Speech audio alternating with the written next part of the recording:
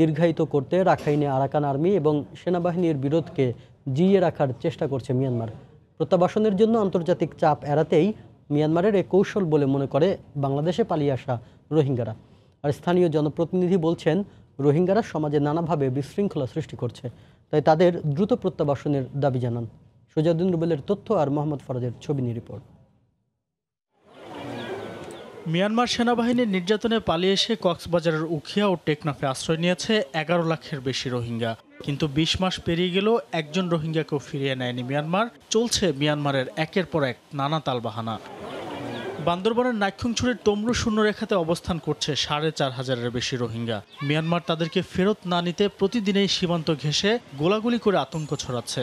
তবে রোহিঙ্গারা বলছে, প্রত্যাবাসনের জন্য আন্তর্জাতিক চাপ এড়ানো এবং রাখাইনে নিরাপদ পরিবেশ তৈরি না করার পাশাপাশি আরাকান আর্মি ও সেনাবাহিনীর মধ্যে চলমান সংঘাত জিয়ে রেখেছে মিয়ানমার। আইসিসিতে জানাইতাম, সিকিউরিটি কাউন্সিল থেকে জানাইলাম, কিন্তু এখনো তো কিচ্ছু হয় না। কিন্তু ওরা তো দিন দিন গুলি করে, কিন্তু রাত দিন গুলি করে, কিন্তু খুব আতঙ্কতে আছি। এখন আরাকান আর্মি সেনারা তাদের মধ্যে ফাইটিং হয়েছে, কিন্তু আমরা রোহিঙ্গারা টার্গেটে পড়ছে, টার্গেট করে রোহিঙ্গাদেরকে মারতেছে। ওখানে যাওয়ার পরিবেশ নাই, এরকম একটা সৃষ্টি করার জন্য উভয় পক্ষের একটা নাটক বলে আমি মনে করি। রোহিঙ্গারা স্থানীয় জনগোষ্ঠীর সাথে মিশে গিয়ে আর্থসামাজিক অবস্থার বিপর্যয় ঘটাচ্ছে বলে অভিযোগ দীর্ঘদিনের। এ অবস্থায় দ্রুত প্রত্যাবাসনের দাবি এ জনপ্রতিনিধির।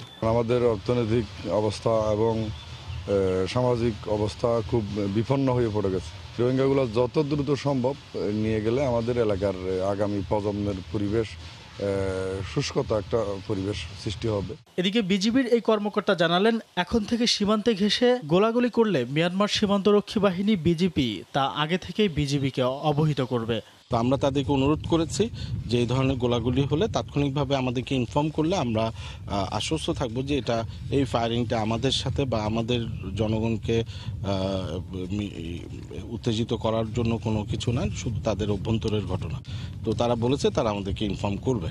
বাংলাদেশ ও মিয়ানমারের মধ্যে চুক্তি অনুযায়ী যাচাই বাছাইয়ের পর তালিকাভুক্ত ২,২৬০ জন রোহিঙ্গার মধ্যে প্রথম দফায় গত বছরের ১৫ নভেম্বর ১৫০ জনকে নাইক্ষ্যংছড়ির ঘুমধুম সীমান্ত পয়েন্ট দিয়ে মিয়ানমার কর্তৃপক্ষের কাছে হস্তান্তরের কথা ছিল, কিন্তু তা আজও হয়নি। সময় সংবাদ, কক্সবাজার।